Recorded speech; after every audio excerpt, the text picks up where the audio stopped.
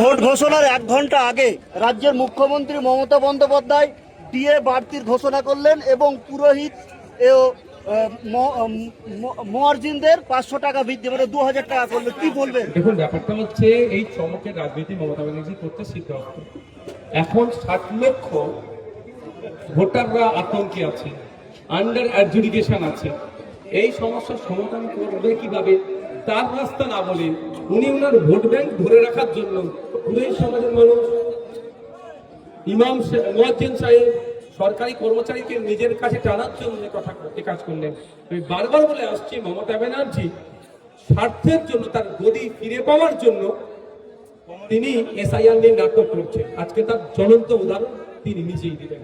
ধিক্কার, নিন্দা জানাচ্ছি মমতা ব্যানার্জির কাছে।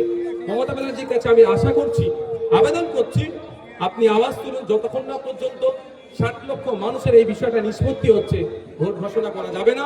আর যদি নির্বাচন কমিশন তার ক্ষমতার প্রয়োগ করে ঘোষণা করে ভোটকে বয়কট করে।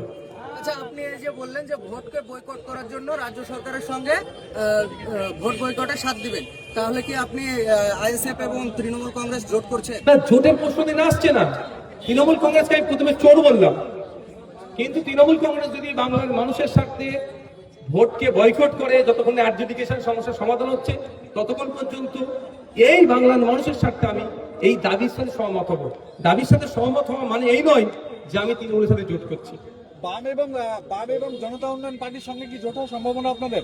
বামেদের সাথে আমাদের কথা চলছে, যেহেতু ওটা কোনো ফাইনাল হচ্ছে না, ফলে অন্য কোনো পার্টির সাথে এখনো সেইভাবে আমরা কথা নিয়ে পৌঁছাতে পারছি না। আজকে কত মানুষ যোগদান হলো আপনাদের? দেখুন, এটা আমাদের নেতৃত্বরা বলতে পারবে কোথা থেকে এসছে না এসছে। আমাদের জেলা নেতৃত্ব জানা আছে না, বলতে পারবো। Thank you.